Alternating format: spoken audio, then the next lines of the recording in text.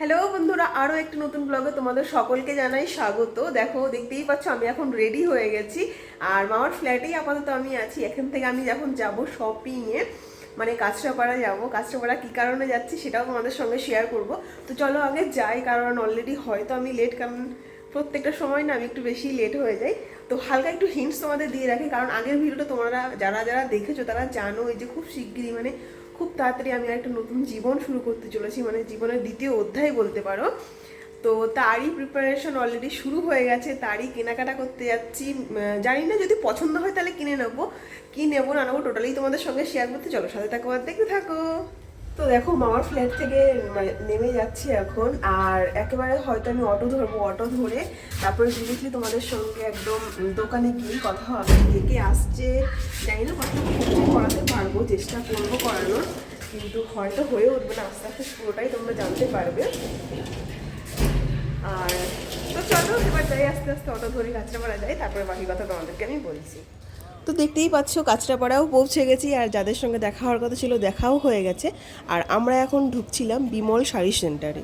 এর আগে যদিও আগমনীতে ঢুকেছিলাম, দেখো ঢুকেই কিন্তু বসে পড়েছি শাড়ি দেখার জন্য।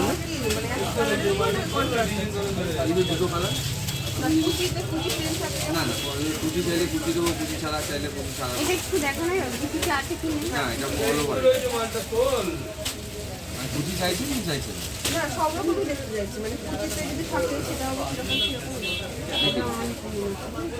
কালারটাও ওইটা গ্রিনের মধ্যে আমার কটা কালার না, বড় গ্রিন যাবে, বড় গ্রিন ডিপ, হ্যাঁ লাইট পড়বে। তো দেখতেই পাচ্ছ, আর কাকুটা না এত ভালো ছিল, বেশ মজা করেও শাড়ি দেখাচ্ছিল, আর গায়ে ফেলে ফেলে দেখাচ্ছিল যে কোন শাড়িটাই কেমন লাগছে আমাকে। তা আমাকে তখন বলেছিল যে একটু বেশ স্মাইল করে আয়নার সামনে গিয়ে দাঁড়াবে, তাহলে বেশ ভালো লাগবে। তো এই জন্যই আমি হাসছিলাম।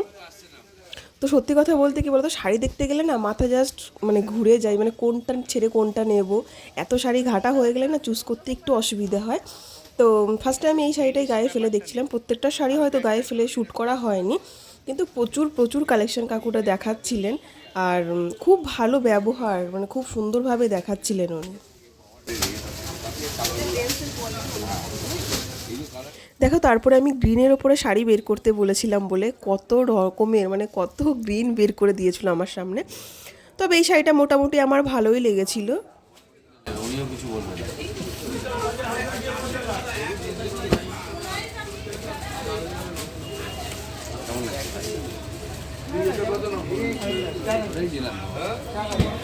সুন্দর লাগবে এইটা, যেটা দেখলে তো এইটাও নম্বর বল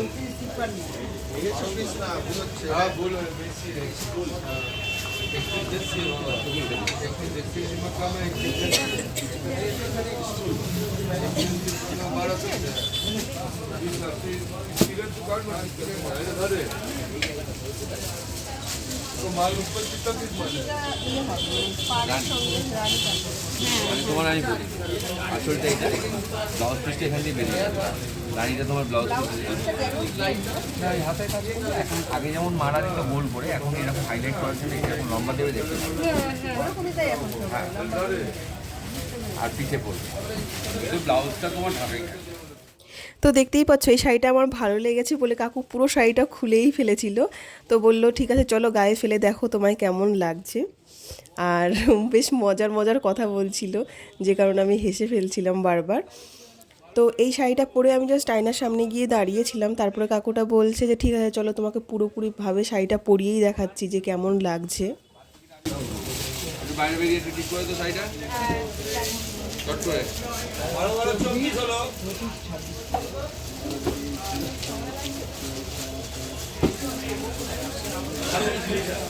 শাড়িটা একটু পরি,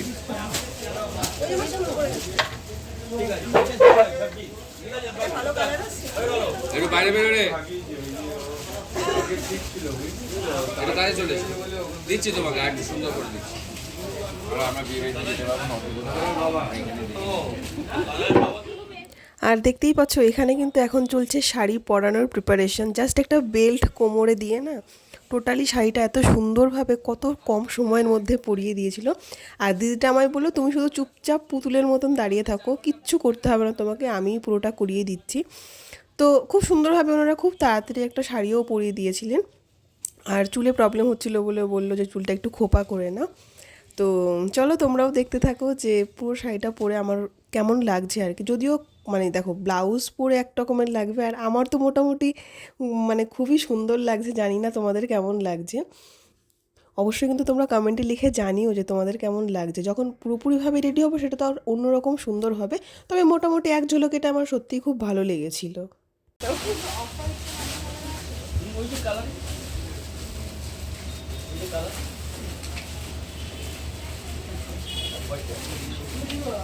ওয়েট করা হয়ে গেল, কেমন লাগছে? তোমার কেমন লাগছে? আমার তো সবকটাই ভালো লাগে, সবই ভালো লাগে। সুন্দর করে তুলো কিন্তু কেমন লাগছে গো?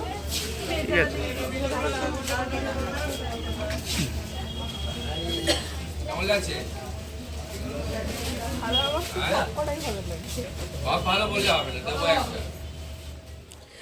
আর দেখতেই পাচ্ছ মানে এত এত ট্রায়াল দেওয়ার পরেও কিন্তু মন ভরছে না। তারপরেও কিন্তু কাকু টাকুম বললাম এটা বের করো ওটা বের করো। আর কাচের ভেতরে না প্রত্যেকটা শাড়ি সুন্দর লাগছিল, কিন্তু সামনে আনার পরে আর ভালো লাগছিল না। তো কাকু কিন্তু একটুও বিরক্তি প্রকাশ করেননি, যা বলছিলাম সেই সব কিছু বের করে দেখাচ্ছিল আমাকে।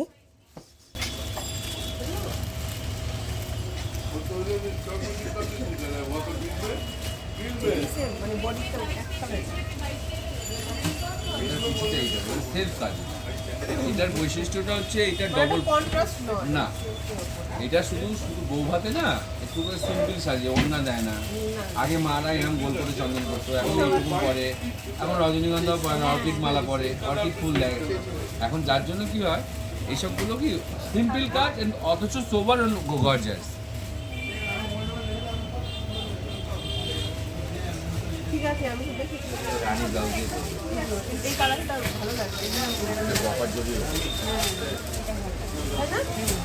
একদম এরকম কালার না, মানে এই কালারটা ভালো লাগছে। রান্নাঘরের হলুদ, বাইরের হলুদ সব। হ্যাঁ ঠিকই বলেছে, রান্নাঘরেই হলুদ থাকে। তো দেখো আমাদের ওই শাড়ি দেখা হয়ে যাওয়ার পরে কিন্তু আমরা হলুদ রঙের শাড়ি চাইছিলাম, কারণ গায়ে হলুদের জন্য মানে ওদের বাড়ির নিয়ম হচ্ছে গায়ে হলুদের শাড়ি হচ্ছে ছেলের বাড়ি থেকে যায়, সেই কারণেও হলুদ শাড়ি দেখাচ্ছিল প্রচুর বিভিন্ন রকমের হলুদ শাড়ি বের করেছিল। কিন্তু গায়ে হলুদের শাড়ি না আমি অতটাও কিছু হিজিবিজি নিতে চাইছিলাম না বলে সিম্পল অ্যান্ড সোবারের ভেতরেই চাইছিলাম। তো সামনে যে শাড়িটা তোমরা দেখতে পাচ্ছ মেলা আছে, ওই শাড়িটাই আমার মোটামুটি পছন্দ হয়েছিল। অবশ্যই কিন্তু তোমরাও জানিও যে কেমন লাগছে। না না আমি বলি আমার যেমন আমি যেমন হয়ে গেছিল আমার না কাকাকে নেওয়া হলো না ভিডিওটায়। সম্প্রদান হয়ে যাওয়া মানে এখন চলছে বাঙাল আর ঘটি নিয়ে সমালোচনা শাড়ি দেখতে। আর আমরা এখন চুজ করেছি আমাদের রিসেপশনের শাড়ি, মোটামুটি একটা সিলেকশন হয়ে গেছে। আর এখন গায়ে হলুদের শাড়ি চুজ করি, এটা সফটের উপর আছে।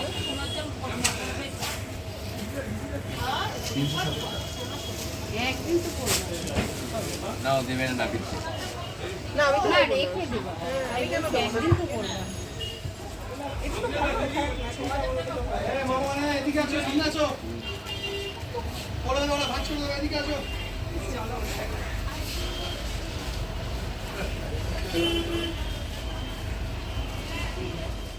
আর এখানে কাকুটা বলছিলেন যে আগেকার দিনে এত ছেলে দেখারও ব্যাপার ছিল না, বাবা মা যে ছেলে পছন্দ করে দিতেন তাকেই বিয়ে করতে হতো, এত হলুদ শাড়ি পরেও গায়ে হলুদের ব্যাপার ছিল না। মানে তখন তো মানে লাল পেরে সাদা শাড়ি এইরকম শাড়ি পরেই গায়ে হলুদ হতো, আর এইসব ব্যাপারেই তখন কথাবার্তা চলছিল। আর দেখো আমরা যেই শাড়ি কিনতে গেছিলাম সেগুলো মোটামুটি আমাদের সিলেকশন হয়ে গেছে, তারপরেও কাকুটা জোর করে বলছে ঠিক আছে চল তোর বিয়ের জন্য কিছু শাড়ির কালেকশন আমি দেখাই, তুই জাস্ট দেখে যা, ভালো লাগলে পরে আসবি। তো এই বলে উনি মানে রেড কালারের ওপরে শাড়িগুলো দেখাচ্ছিলেন, মানে আমাকে জিজ্ঞেস করছিলেন যে কী কালার তোর পছন্দ, অনেকে আবার পিঙ্ক কালারের পরে বিয়ে করে, তো আমি বললাম যে না আমি রেডের ওপরেই নেবো। ওই জন্য উনি রেড কালারের কালেকশন কিছুটা দেখাচ্ছিলেন, সম্পূর্ণ নয়। বললো ঠিক আছে তুই আয়, যেদিন আসবি সেই দিন আমি সম্পূর্ণভাবে দেখাবো, জাস্ট এক ঝলক একটু দেখিয়ে দিল। তো দেখো মোটামুটি সিলেকশন হয়ে গেছে আমাদের। আর রেড কালারের শাড়িটা জাস্ট দেখছিলাম এই কারণে, কারণ দুদিন পরে ওই শাড়িগুলোও কিনতে হবে সেই কারণে। এখনও তো সেরকমভাবে কিছুই কিনতে হয়নি, অনেকটাই রাত হয়ে গেছে। আপাতত জাস্ট এই কটাই নিলাম, শিখে নিলাম, পরে আস্তে আস্তে তোমরা দেখতে পারবে। জানি না আরও আমার একটু স্বাগত কিনা। তো চলো এখান থেকে কোথায় যাই সেটাও তোমাদেরকে বলতে দেখতে।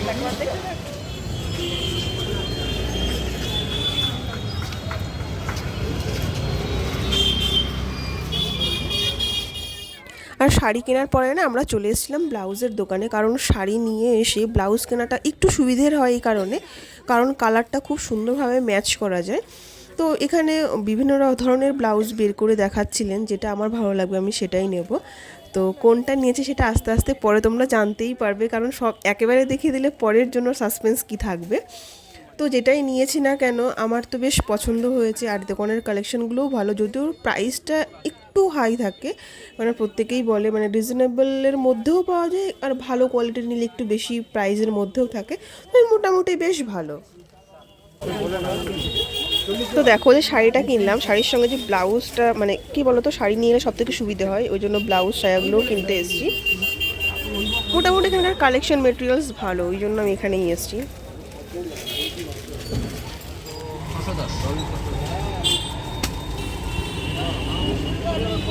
তো দেখতেই পাচ্ছ এখন কিন্তু চলে এসেছি পাঞ্জাবির দোকানে, আর পাঞ্জাবি চুজ করা হচ্ছে আর কি।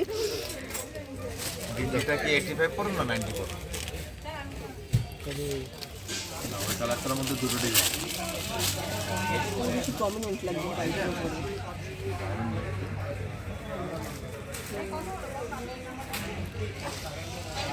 আচ্ছা দুলাল দা, আমি না মানে বিয়ের জন্য তোমার কাছেই আসবো, ঠিক আছে, পাঞ্জাবি নিতে। এবার সেখানে কিন্তু এরকম নেবো না, যেগুলো হয় না কলার তোলা, ওই যে কুচি ধুতিটা থাকে ওইরকম টাইপের নেবো। পাউডার নিলে থাকবে এরকম সিম্পলে মান্না করে স্টাইলে।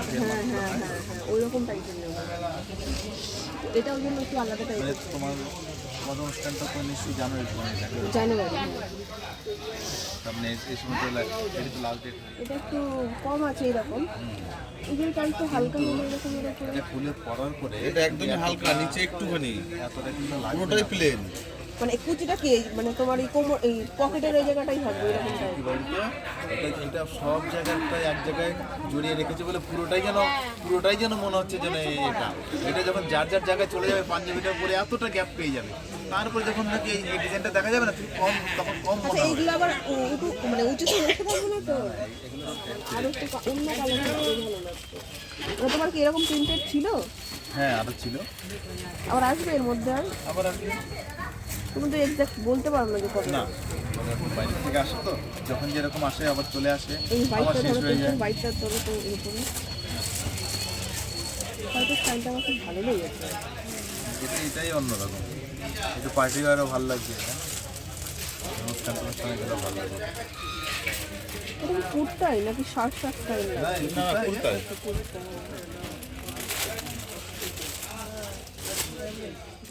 তো দেখো মোটামুটি আমাদের আজকের মতন শপিং কমপ্লিট, কারণ শাড়ি ব্লাউজ পাঞ্জাবি সব মোটামুটি কমপ্লিট করে ফেলেছিলাম, আর তারপরে আমরা এখন বেরিয়ে যাচ্ছিলাম।